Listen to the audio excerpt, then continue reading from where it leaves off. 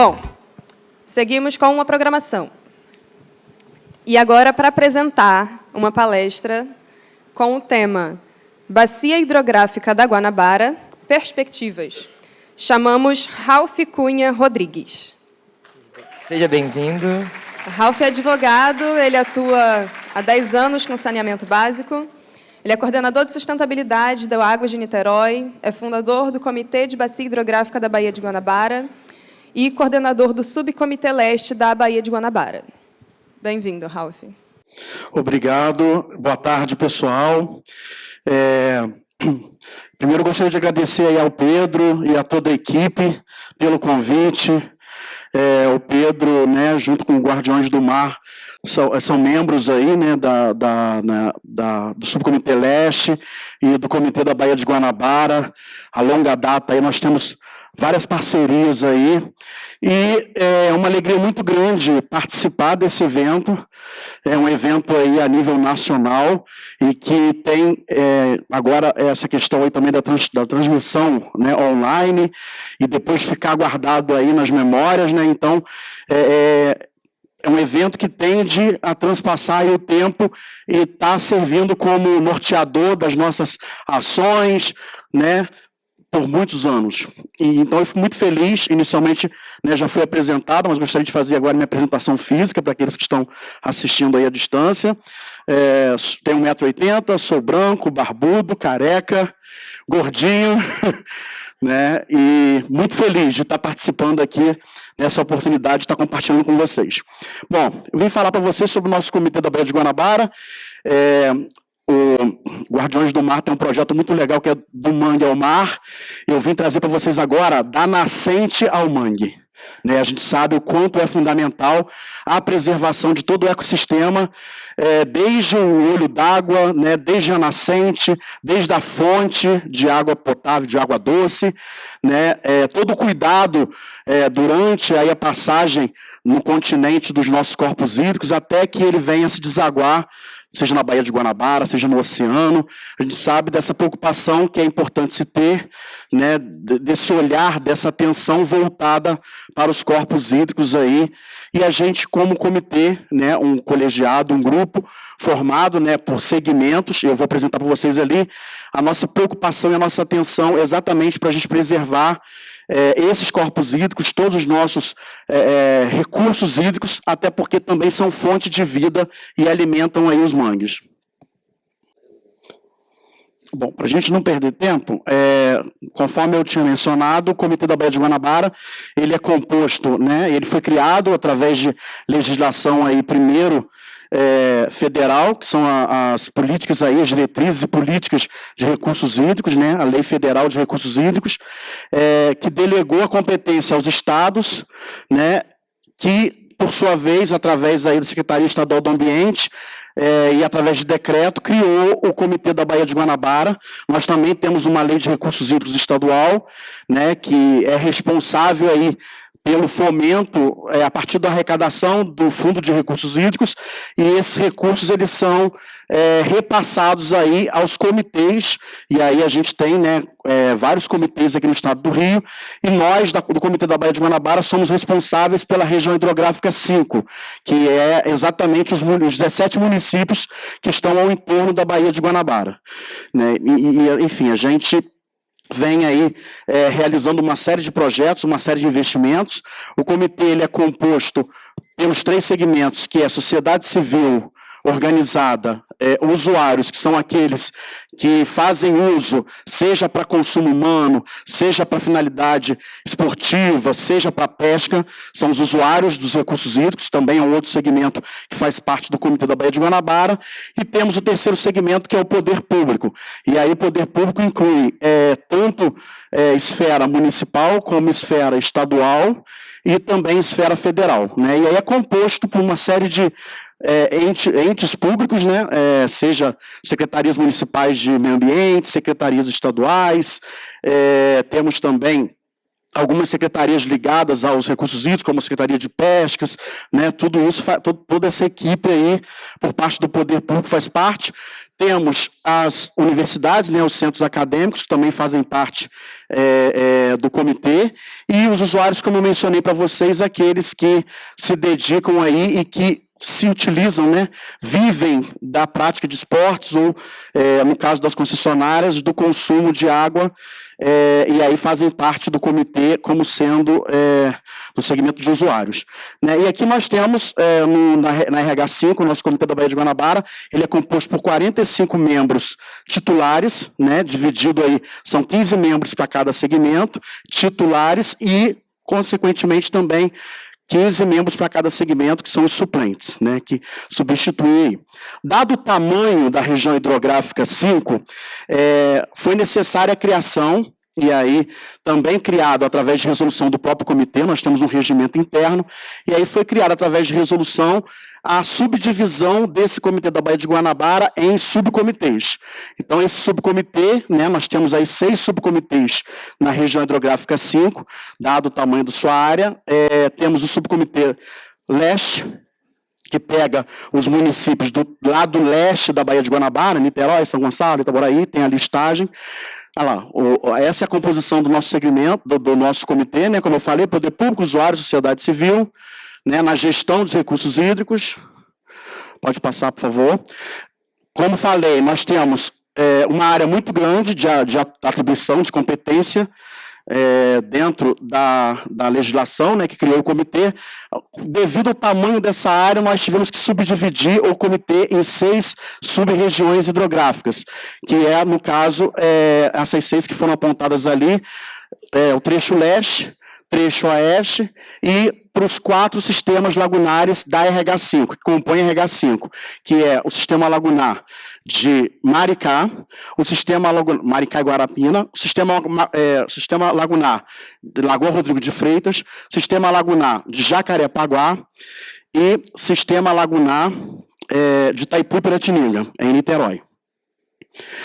Como eu falei, é um fórum, né? Ele é um fórum composto por segmentos dos mais diversos, que têm interesse, que estão focados, ligados nos recursos hídricos, e o objetivo é exatamente, democraticamente, discutir aí a gestão de recursos hídricos, fazendo os investimentos necessários para a preservação dos nossos corpos hídricos, focado em quantidade e qualidade. Então, nosso objetivo é, através das nossas práticas, nossas ações, fomentar a sustentabilidade para que a gente possa preservar o que já existe, aumentando a qualidade e quantidade de nossas águas aqui que alimentam a RH5. Até porque essas águas, elas vão passar, né, pelos corpos hídricos, pelos municípios, até chegar à Baía de Guanabara, estando aí envolvido diretamente, inclusive com os mangues também, que são alimentados por essas águas aí, que cortam, né, que nascem nesses municípios que fazem parte da RH5. E aí nós temos, além dos subcomitês, nós temos também as câmaras técnicas, né, que são as CTs que a gente chama lá, que é onde é discutida toda a parte técnica, né, do comitê, todos os projetos passam pela Câmara Técnica, pela Câmara Técnica, por exemplo, são as câmaras técnicas. Tem a parte de educação ambiental, que passa também na Câmara Técnica, tem de instrumentos de gestão, nós temos até o coordenador aqui participando conosco, o nosso amigo Zé Paulo, e temos, por exemplo, Câmara Técnica de Instrumentos Legais, que é toda a parte de resoluções, documentação, que envolve a parte jurídico-legal, a gente passa também pela Câmara Técnica. Além das câmaras técnicas, nós temos também os grupos de trabalho. Esses grupos de trabalho são criados para dar suporte às câmaras técnicas. Então, determinado assunto, um exemplo que nós temos, que inclusive tem feito aí um excelente trabalho, né, prestando um excelente serviço aí para o Comitê da Baía de Guanabara, o grupo de trabalho de Chorume, por exemplo, que é um grupo de trabalho que avalia e estuda os impactos ambientais e, a partir daí, propõe ao comitê soluções, né, de investimentos, de estudos, ações para mitigar, né, combater a questão dos lixões, dos aterros não regularizados e dos impactos daqueles aterros e lixões, por exemplo, que deixaram de existir, mas que ainda, infelizmente, produzem muito chorume. São milhões de metros cúbicos de esgoto sem tratamento lançado nos corpos hídricos que alimentam os mangues e a Baía de Guanabara, e o oceano também, né? Enfim, tanto pela parte do leste quanto pela parte do oeste, além, logicamente, de lixo, rejeitos industriais lançados sem nenhum tratamento nesses corpos hídricos. Então, um dos objetivos também do comitê focado nos recursos hídricos é a questão do combate também do lixo e dessa grande quantidade de rejeitos que é lançado nos corpos hídricos na Baía de Guanabara. E aí, alguns projetos que nós temos de investimento, né, cito aí alguns importantes projetos, como o monitoramento quali quantitativo dos corpos hídricos da Baía de Guanabara. Nós investimos, né, aprovamos uma resolução investindo 2,3 milhões de reais para o monitoramento de qualidade e quantidade dos nossos corpos hídricos na Baía de Guanabara. Temos também o projeto de educação ambiental, que nós investimos também recursos. Temos também um projeto de PSA, que é serviços, né, prestação de serviços ambientais. O objetivo do PSA é fomentar principalmente o aumento da demanda hídrica, principalmente no nosso lado leste aqui. A gente sabe que a gente tem aí uma fonte de captação de abastecimento de água única no trecho leste aqui da Baía de Guanabara, que é o sistema Imunana. Ele pega, né, capta a água dos corpos hídricos que vêm de Cachoeiro de Macacu e de Guapimirim, né, a bacia do Guapi-Macacu. E aí a gente tem, por exemplo, o PSA, que é a prestação de serviços ambientais, que a gente faz esse investimento aí na casa de 12 milhões para fomentar que os produtores rurais plantem árvores nas suas áreas aí que pertencem, né, às suas fazendas, enfim. Então, eles respeitam a FMP, existe toda uma condição que é exigida para que eles possam participar do projeto, né, do programa PSA, e aí eles fazem o plantio dessas árvores, respeitam a FMP, impactam, né, mitigam, impactam o menos possível, e se possível nada de impacto nos corpos hídricos e na própria, né, na forma como eles fazem o cultivo, a agricultura, né, e isso tudo com o estímulo do Comitê da Baía de Guanabara, graças a esse investimento que foi feito.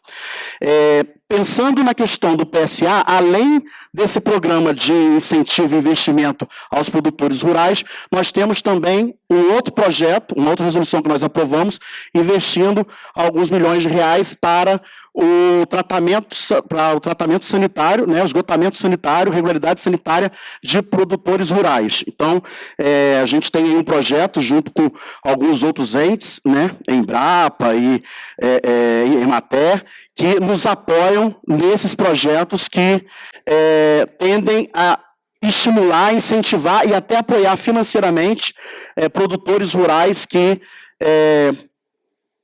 precisam fazer o tratamento também, né, das suas propriedades aí. Enfim, isso daí envolve principalmente os produtores rurais aqui do leste.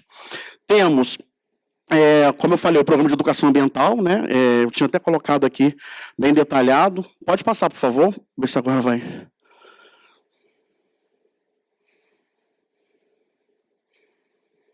E aí esse é o trabalho que a gente tem feito enquanto comitê da Baía de Guanabara.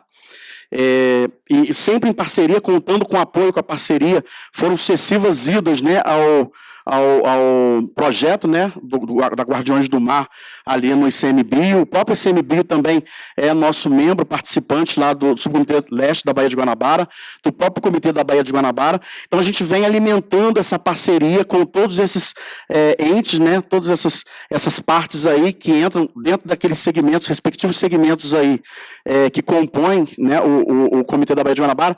Eles entram aí nos apoiando. E aí não só na questão da parte política, de gestão de recursos hídricos, como também no estímulo, no incentivo à adoção de projetos. Então, nós temos também toda uma parte de investimentos que é voltada para a área de pesquisa, para a área acadêmica também, exatamente para poder receber, colher essas ações, esses projetos, essas ideias e implementar essas ideias. Então, assim, são desenvolvidas muitas ações. O Comitê da Baía de Guanabara, ele já vem aí há longo tempo, inclusive participando também em cenário estadual e federal, né, de eventos, participando, levando essas iniciativas, essas ideias aí, exatamente porque são ações que até estimulam e incentivam outros estados também e outros comitês. A gente tem comitês espalhados aí pelo Brasil inteiro. Então, são ações que estimulam outros comitês a adotarem também esses procedimentos. Então, assim, nós estamos aí com 70 milhões para serem investidos, já aprovamos agora recentemente nosso plano plurianual, né, que vai direcionar esses recursos aí pelos próximos anos, até 2027.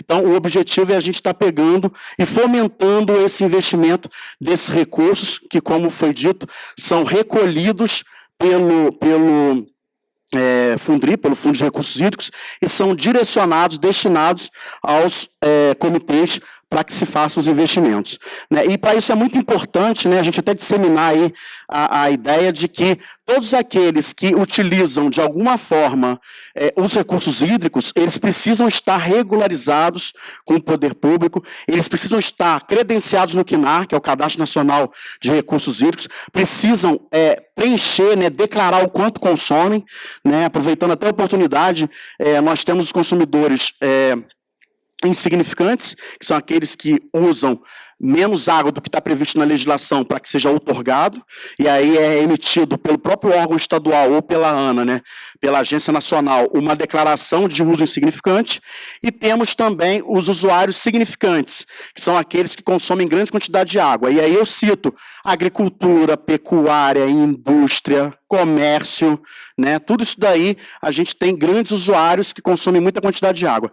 E esse recurso que a gente investe para a preservação dos recursos hídricos, para fomento e para ações, né, que venham a aumentar a demanda hídrica, tanto no lado leste quanto no lado oeste e nos subcomitês lagunares, né, da nossa RH5, são todos recursos que são oriundos desses declarantes, né, esses que se encontram regularizados junto ao poder público e que possuem outorga. Essa outorga permite, desde que controlado pelo órgão estatal, que é o responsável, né, ou pelo federal, dependendo da área, desde que controlado e tomando todas as medidas necessárias exigidas pelo instrumento de outorga para a preservação desse corpo hídrico. Inclusive, uma das exigências quando você pega uma outorga é exatamente a reserva hídrica, que é a reserva de segurança, que você tem que deixar ela no corpo hídrico, porque ela provavelmente vai influenciar de maneira muito positiva e extremamente necessária, né, para a manutenção mesmo da vida de ecossistemas como de mangues, por exemplo. A gente tem casos de mangues aqui, a citar lá no trecho leste, o próprio mangue, né, que é gerido aí pela Guardiões do Mar, ali na ICMBio, temos mangue também no município de Magé, então são todos mangues que recebem contribuições de corpos hídricos que, por vezes, são muito explorados a montante, né? E até chegar lá, né, na Foz, eles são, enfim, são explorados, existe lançamento de produtos, né, produtos químicos em lavoura, agricultura, a própria utilização também existe aterro. Então, assim, existem vários fatores que prejudicam esses corpos hídricos e isso é extremamente necessário que se respeite as regras que constam nesses documentos, essas outorgas, para que se faça aí os investimentos necessários. Então, são esses investimentos, são ações que a gente realiza através do comitê, com esse recurso que vem dos usuários, né, pela utilização, né, dos recursos hídricos aí, desse trecho leste, né, e do trecho oeste, enfim, nos sistemas lagunares, e são ações que influenciam de maneira muito positiva e favorável para a manutenção, né, dos corpos hídricos, dos mangues, e para a preservação também de todo o estuário aí e da própria Baía de Guanabara. São ações, gostaria de convidar aí, nós temos, por exemplo, no Subcomitê Leste, muita muita ausência da sociedade civil, então a gente sabe que aqui é um local de encontro de organizações de sociedade civil, né, de grupos que são motivados pelas causas hídricas ou por questões ambientais, né, por ações ambientais, e são grupos organizados, né, e que podem estar participando, podem estar nos apoiando aí nas ações que nós implementamos no Comitê da Baía de Guanabara. Acabou que agora abriu no PDF, né? Então são 17 municípios, pode ir passando, cerca de 70% da população do estado do Rio de Janeiro, então são 10 milhões de habitantes que são... que estão dentro da área de competência, né, de atribuição do Comitê da Baía de Guanabara. Pode subir. Vou passar rapidinho, já que eu já falei boa parte. O maior uso que nós temos, que são os desafios, é a questão do abastecimento, né, da população, a parte também, que é uma área, como eu falei, 10 milhões de habitantes, 70% do Estado, em matéria aí, né, em questão demográfica, atualizado, e também a maior área industrial também do Estado do Rio de Janeiro, principalmente o trecho oeste. São muitos milhões de metros cúbicos, esse slide já foi apresentado, pode subir. Milhares de espécies, né, que dependem dessa manutenção dos corpos hídricos e desses mangues aí, da própria Baía de Guanabara para sobrevivência, pode subir. E aí, enfim, são comitês de característica de região costeira, continental, de região serrana também, pega Maricá. Então, a gente tem aí uma diversidade de ecossistemas muito grandes que dependem de nascentes dessa RH5, que depende dos corpos hídricos que cortam essa RH5. O papel do comitê, né, que está previsto no nosso regimento interno, nas nossas políticas aí, pode subir. Manter a qualidade de vida e saúde dos cidadãos, né, enfim, dos ecossistemas, né, desses 17 municípios que integram a RH5, pode subir. Proteção também, garantir a proteção ambiental, mas o abastecimento de água, né, para as populações, o saneamento básico para a preservação, a segurança alimentar e habitacional. Nós temos na nossa RH5, na região de Cachoeiro de Macacu, Guapimirim, Magé, nós temos a maior área cultivada do estado do Rio de Janeiro, se eu não me engano, uma das maiores áreas, né, porque tem a parte também de Serrana de Teresópolis, mas uma das maiores áreas, aqui da RH5 é a maior área, onde tem aí agricultura e pecuária, então a gente precisa também garantir a segurança alimentar e habitacional para a população. Pode subir.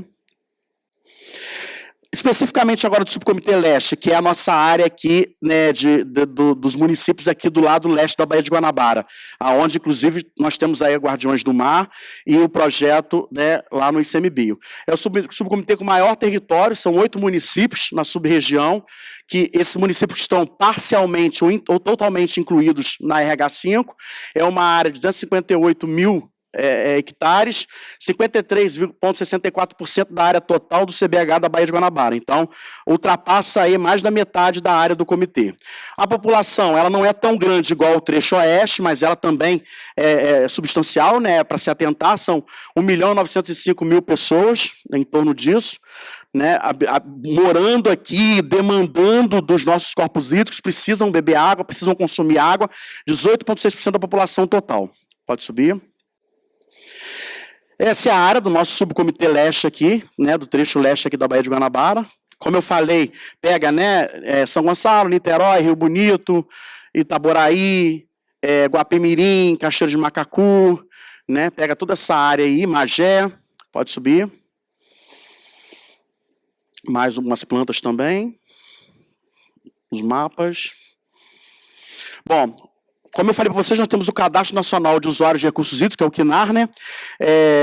Nós temos aí, para uso condominial, 43,5% do total da água que é produzida na RH5, nesse trecho leste, né, que é o lado leste da Baía de Guanabara. Já em relação ao volume de água captado, o abastecimento público é responsável por 57% do volume total captado.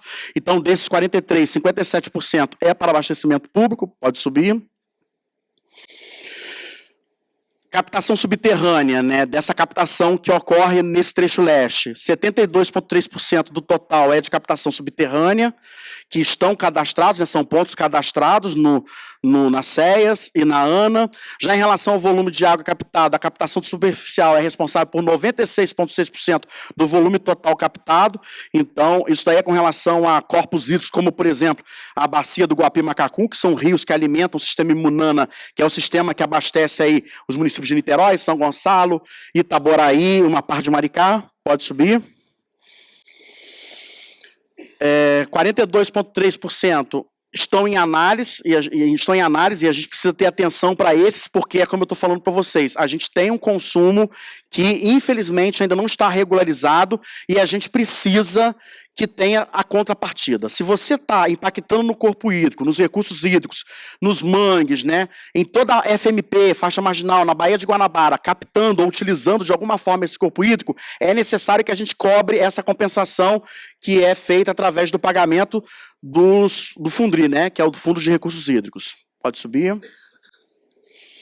Com relação ao esgotamento sanitário, ali nós temos a população, assim, resumidamente, temos a população de cada um dos municípios que fazem parte do trecho leste da Baía de Guanabara, o volume de esgoto que é tratado, né? E infelizmente a gente ainda tem ainda uma quantidade muito grande de esgoto que é lançada in natura nos corpos hídricos, e isso impacta diretamente, lógico, nos nossos corpos hídricos, né?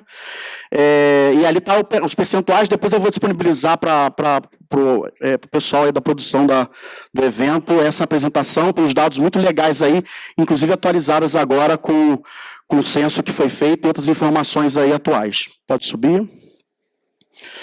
O abastecimento de água, como eu falei para vocês, nós temos o sistema Imunana e Laranjal, que é o sistema que abastece os maiores municípios aqui do trecho leste da Baía de Guanabara. Possui uma vazão outorgada de 9,27 metros cúbicos por segundo, mas a vazão média hoje é de 6,82 metros por segundo. Isso em época de estiagem, gente, nós estamos agora em época de estiagem, é complexo, é complicado. A gente conseguir chegar nessa vazão média, pelo menos, não precisa nem ser a vazão outorgada, não. A vazão média é complexo, é complicado. Então, a gente sabe que a gente tem enfrentado mudanças climáticas cada vez maiores, os impactos delas são cada vez maiores, mais prejudiciais. Então, esse regime de chuvas, né, tanto na época que tem que chover para a gente reforçar os nossos corpos hídricos, quanto na época de estiagem, tem comprometido muito a questão dos corpos hídricos e do abastecimento aí da população. Enfim, essa área, ETA Laranjal, que pega essa água que é captada no sistema Imunana, ela abastece em torno de 1.700.000 pessoas, e aí você pega o município de Itaboraí, São Gonçalo, Niterói, Maricá, que é no distrito de Moã e Itaipuaçu, além da ilha de Paquetá. Todas elas, o pessoal às vezes tem dúvida, de onde vem a água da ilha de Paquetá? A água da ilha de Paquetá vem de Cachoeira de Macacu, vem de Guapimirim. Ela é captada pelo sistema Imunana, tratada pelo sistema Laranjal e enviada aí, recalcada para a ilha de Paquetá para abastecimento da população, não. O abastecimento de água, aqui também nós temos os números, mais uma vez são números que depois vão estar disponíveis na apresentação, mas são números aí de consumos, né, ao longo dos anos, dividido por municípios, né, então assim, e aí é bem interessante, são informações aí que a gente pega de sites oficiais, essa, por exemplo, é do Sistema Nacional de Informação do Saneamento, do SNIS, pode subir. A questão dos resíduos sólidos, que não está diretamente ligado aos recursos hídricos, mas impacta os nossos recursos hídricos. Então, a gente tem todo esse cuidado também. Eu falei do exemplo do GT Chorume, que é o grupo de trabalho, né, do GT Chorume. Nós temos os dois principais aterros aqui do lado leste, que é o CTR São Gonçalo, CTR Itaboraí. O CTR Itaboraí, se não me engano, está até suspenso, mas são aterros que produzem chorume, né, que descartam chorume continuamente. Pode subir.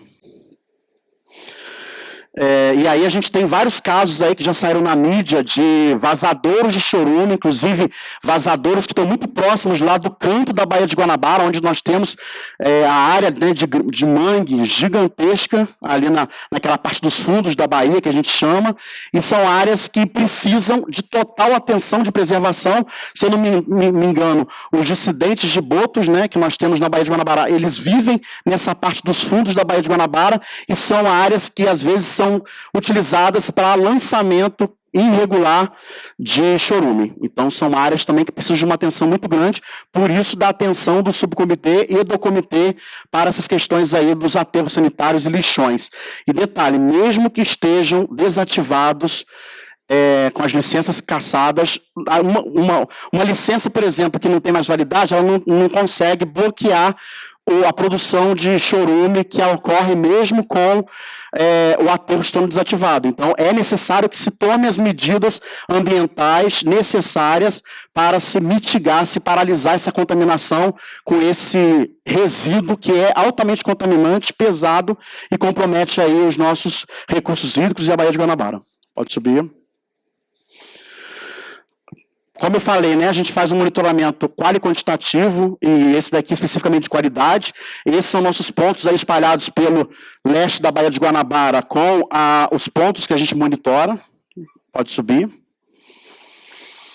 Infraestrutura verde, um dos exemplos que eu dei, o PSA, que é o prestador de serviço ambiental, que a gente tem em parceria com os produtores rurais do trecho leste, aqueles principalmente que estão aí às margens dos corpos hídricos que alimentam os rios, enfim, né, tanto Guapimirim, Macacu, Guapiaçu, todos esses rios aí que são importantes fontes, né, de água para o leste, para os mangues e para a Baía de Guanabara. A gente tem esses produtores aí rurais que aderem ao nosso projeto, então eles têm uma série de regras que precisam seguir e eles são pagos, né? A gente compra pelos serviços ambientais que eles prestam, por exemplo, a recuperação, preservação de FMP, de faixa marginal de proteção, replantio, reflorestamento, tudo isso aí com essa infraestrutura verde, que é um macroprograma nosso do comitê para preservação, recuperação e preservação ambiental.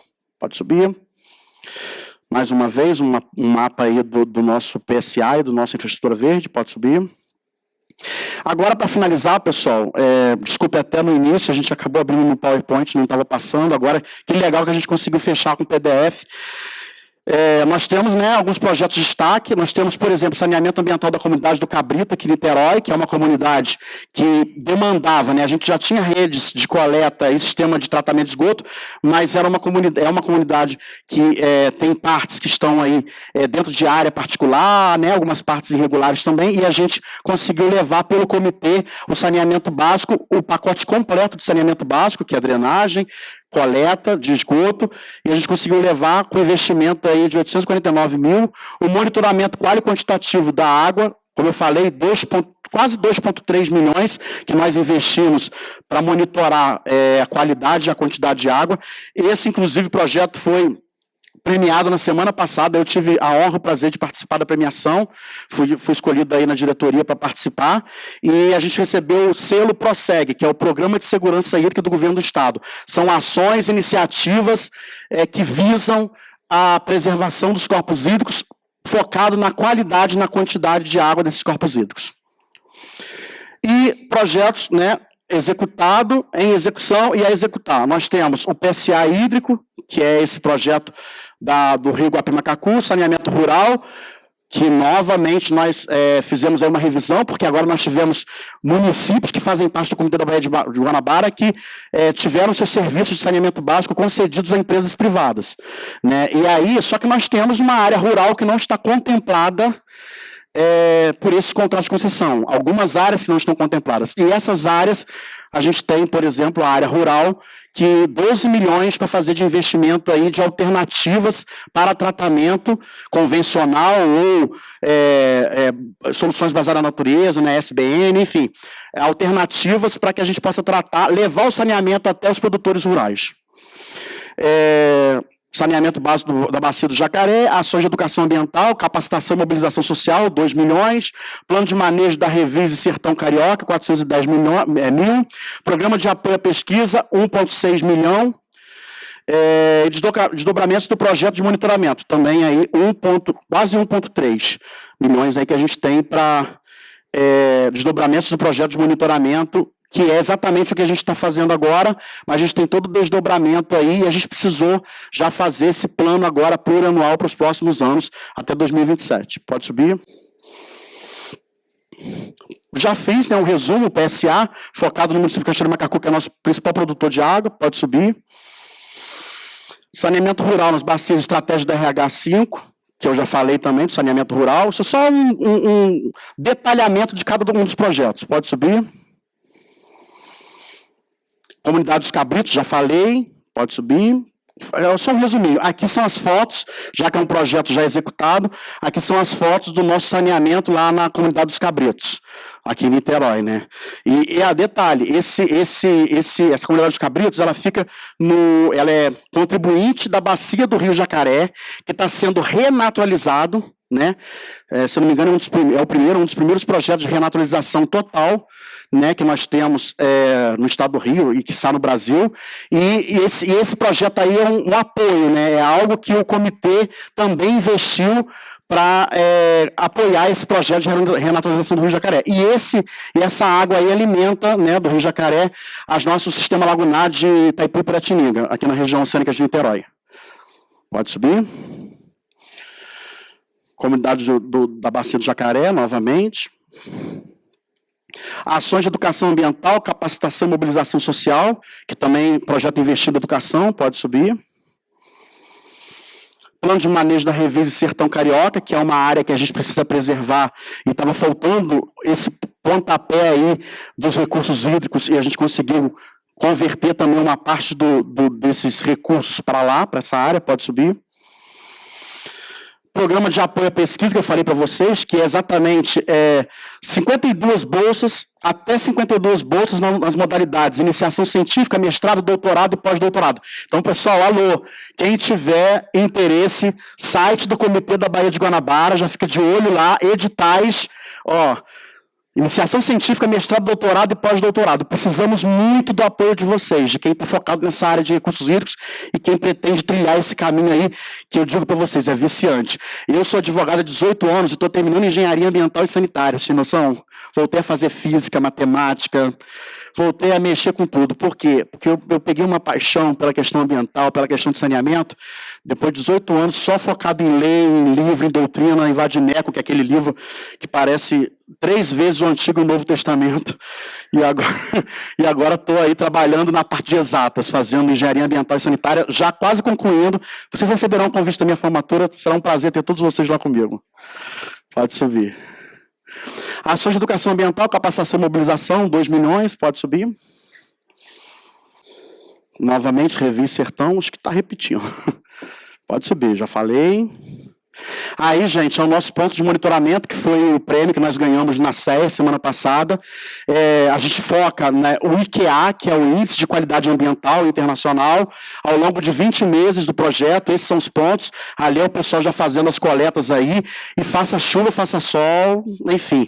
Galera tá subindo a serra, vai desde Cachoeira do Macacu até a Baía de Guanabara, fazendo a coleta aí, para a gente avaliar quali quantitativamente como é que está aí a saúde hídrica dos nossos corpos hídricos.